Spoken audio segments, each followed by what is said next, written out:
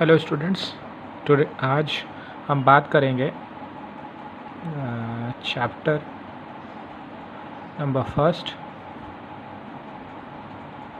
Matter in our surrounding.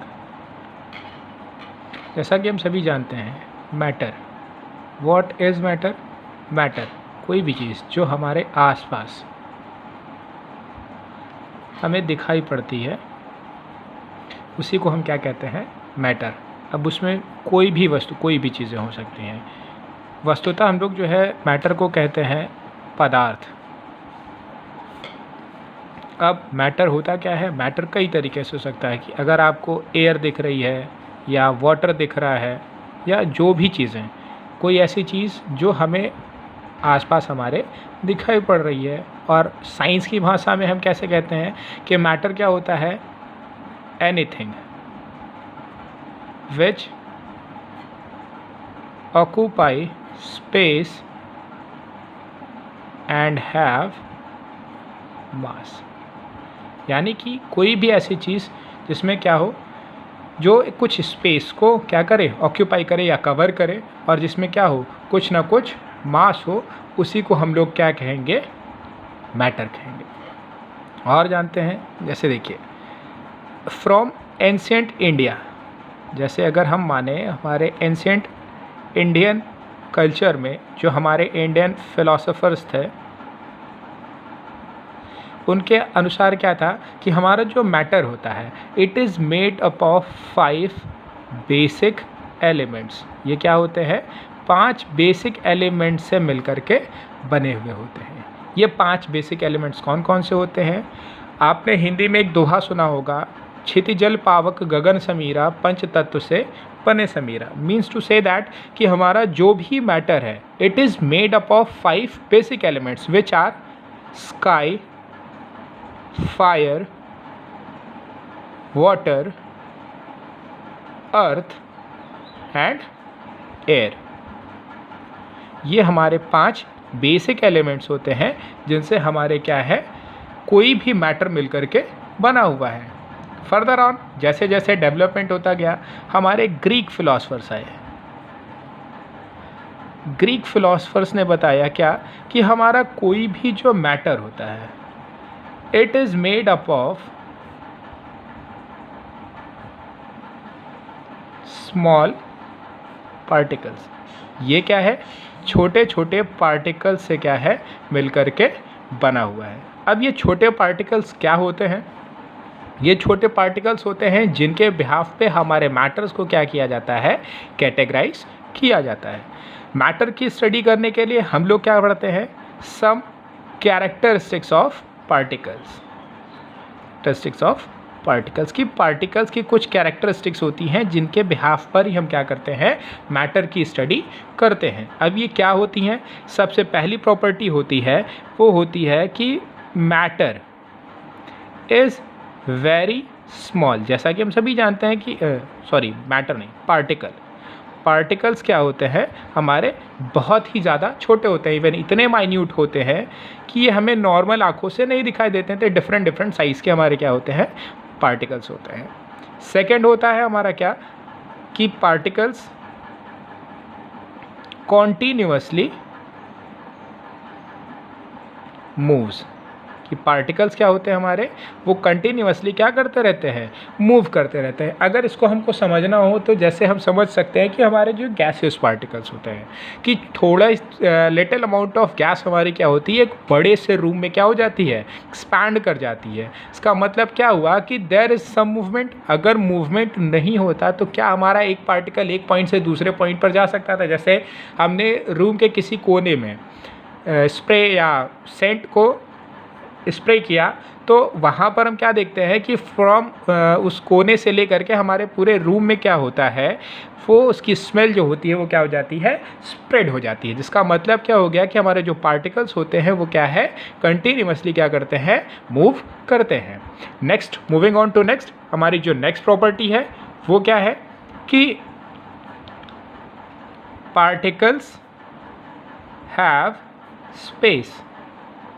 क्या मतलब हुआ कि हमारे पार्टिकल्स के बीच में क्या होता है, स्पेस होता है।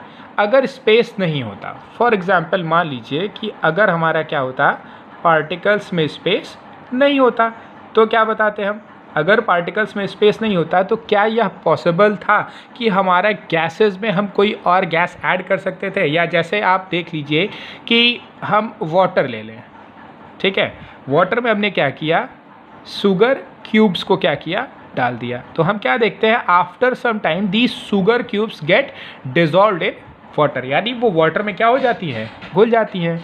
इसका मतलब क्या हुआ कि there must be some space between the particles of the water, यानी कि पानी के जो पार्टिकल्स हैं उनके बीच में क्या है, कुछ ना कुछ स्पेस है, और इसी स्पेस में क्या हो जा रहे हैं, ये हमारे शुगर क्यूब्स क्या हो जा रहे हैं, इनके पार्टिकल्स इसमें क्या हो जा रहे हैं, सेटल डाउन हो जा रहे हैं। तो जिससे पता लगता है क्या कि particles have space in between them, ठीक है ना, क्लियर।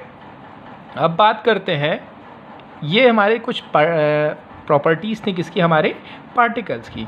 अब बात करते हैं एक और प्रॉपर्टी है, that is particles have continuous particles have force of attraction, कि पार्टिकल्स के बीच में क्या होता है, फोर्स ऑफ अट्रैक्शन होता है। वो कैसे होता है, फोर्स ऑफ अट्रैक्शन को आप कैसे बता सकते हो, फोर्स ऑफ अट्रैक्शन को अगर हम समझने चलें तो इसको हम समझ सकते हैं कि जैसे अगर देखिए सॉलिड्स हैं, ठीक है, सॉलिड्स का शेप जो होता है हमारा वो फिक्स्ड होता है।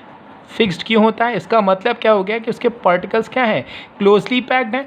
अगर क्लोजली पैक्ड होंगे तभी इसका शेप क्या हो सकता है, फिक्स हो सकता है, जिससे पता क्या लगता है कि particles have force of attraction, means कि इनके बीच में एक फोर्स ऑफ अट्रैक्शन है जो इन्हें एक दूसरे के साथ क्या कर दे रहा है, बाइंड कर दे रहा है।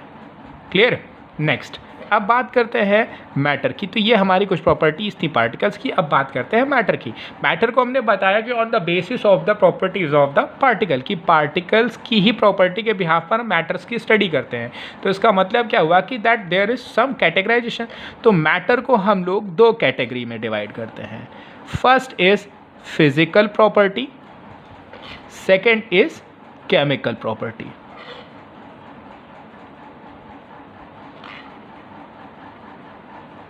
ठीक है ना। फिजिकल प्रॉपर्टी क्या होती है? फिजिकल प्रॉपर्टी ऐसी प्रॉपर्टीज होती हैं, the properties which is not which can be obtained और observe without changing the substance into another substance. मतलब क्या हो गया कि हमारी फिजिकल प्रॉपर्टीज़ एक ऐसी प्रॉपर्टी होती है जिसकी स्टडी करने के लिए हमें किसी भी सब्सटेंस को किसी और सब्सटेंस के फॉर्म में चेंज नहीं करना पड़ता। जैसे हमारी बर्फ़ है, अगर हमें उसकी स्टडी करना है, या पानी ले लें तो उसकी स्टडी अगर हमें उसके फिजिकल स्टेट को पढ़ना है तो हम क्या कर सकते हैं कि वाटर को चाहे आइस के फॉर्म में ले सकते हैं, चाहे वाटर लिक्विड के फॉर्म में ले सकते हैं, या फिर वो वेपर के फॉर्म में ले सकते हैं। तीनों ही केसेस में वो क्या है, उसके क्या है, कैरेक्टरिस्टिक्स नहीं बदल रही हैं, वो सेम है, बस उसके क्या हो रहे हैं, फिजिकल, यानी उसकी एक ऐसी प्रॉपर्टी हो रही जहाँ पर कोई नया सब्सटेंस नहीं बन रहा है। वहीं पर हमारी केमिकल प्रॉपर्टीज़ क्या होती हैं? The properties which can be obtained by changing the property of a substance और by changing the substance into new substance. मतलब कि ये केमिकल प्रॉपर्टीज़ क्या होती है? ऐसी प्रॉपर्टीज़ होती है जहाँ पर हम सब्सटेंस को किसी और सब्सटेंस के फॉर्म में चेंज कर देते हैं, उसके बाद हम उसको स्टडी करते हैं, तो then that is called chemical properties. For example जैसे हमने बताया वाटर को हमने क्या किया, अगर हम इसको डिकम्पोज कर देंगे तो ये H2+O2 यानी हाइड्रोजन और ऑक्सीजन में क्या हो जाएगी, ब्रेक डाउन हो जाएगी। तो यहाँ पर क्या हो गया, वाटर से दो नए हमारे क्या हो गए, सब्सटेंस फॉर्म हो गए। तो ऐसी प्रॉपर्टीज़ जहाँ पे हमारे नए प्रोडक्ट फॉर्म हो और उनकी स्टडीज़ को हम करते हैं, then that is called chemical properties. और जहाँ पर हम बिना उसको किसी फॉर्म में चेंज किए उसकी प्रॉपर्टीज़ को पढ़ते हैं, then that is called physical properties. Now in this chapter we will discuss about the physical properties, and furthermore next chapters we will discuss about the chemical properties. So moving on to this, we will talk about physical properties. Now see, physical properties. Physical properties क्या होती हैं बेटा? देखिए, physical properties का मतलब क्या होता है? फिजिकल प्रॉपर्टीज़ जैसे होता क्या है कि इसके बिहाफ पर हम क्या करते हैं, हमारा जो मैटर होता है उसको 5 स्टेट्स में क्या करते हैं, हम कैटेगराइज करते हैं। इसकी 5 अलग कैटेगरी बनती है। तो जो पहली है that is called solid, second is called liquid and the third one is called gas, और तीसरी हमारी क्या हो जाती है, गैस। चौथी होती है हमारी प्लाज्मा, और पांचवी होती है हमारी BEC यानी बोस आइंस्टाइन कंडेंसेट। ये होता है हमारा पांचवा। यहाँ पर हम पढ़ेंगे इन 3 के बारे में। किसके बारे में? Solid, liquid and gas. Because जैसा कि हम जानते हैं कि हमारे पास इन तीनों के बारे में फर्दर मोर, क्योंकि हम शुरू से इन तीनों के बारे में पढ़ते आए हैं, तो फिलहाल इस चैप्टर में हम इन्हीं 3 के बारे में स्टडी करेंगे। Remaining 2 is been under the studies. ये बाकी के दोनों क्या है, आज भी अंडर स्टडीज़ हैं, तो इनके बारे में बहुत क्लियर नहीं है। You will study about this in your higher classes. इनके बारे में आप अपने हायर क्लासेस में स्टडी करेंगे। तो यहाँ पर हम डिस्कस करते हैं किसके बारे में, सॉलिड, लिक्विड एंड गैस के बारे में। ठीक है, चलिए देखिए, अब हम बनाते हैं एक टेबल बना लेते हैं जिसमें हम दिखाएंगे प्रॉपर्टीज़ को और इनका बिहेवियर, कैसे ये अकॉर्डिंग टू सॉलिड में कैसे बिहेव करती हैं, लिक्विड में कैसे बिहेव करती हैं और गैस में कैसे बिहेव करती हैं। पहली प्रॉपर्टी, जैसा हम लोग जानते हैं, shape and size.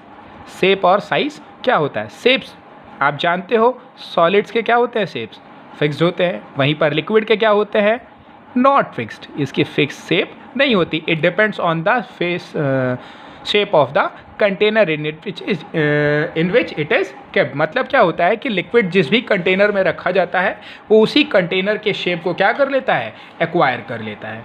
Next is gas. Gas has also not fixed, मतलब कि गैस को आप चाहे जहाँ छोड़ दीजिए वो उस स्पेस को क्या कर लेता है, एक्वायर कर लेता है। इसलिए हमारे सॉलिड का फिक्स शेप होता है, लिक्विड का नॉट फिक्स होता है और गैस का नॉट फिक्स होता है। नेक्स्ट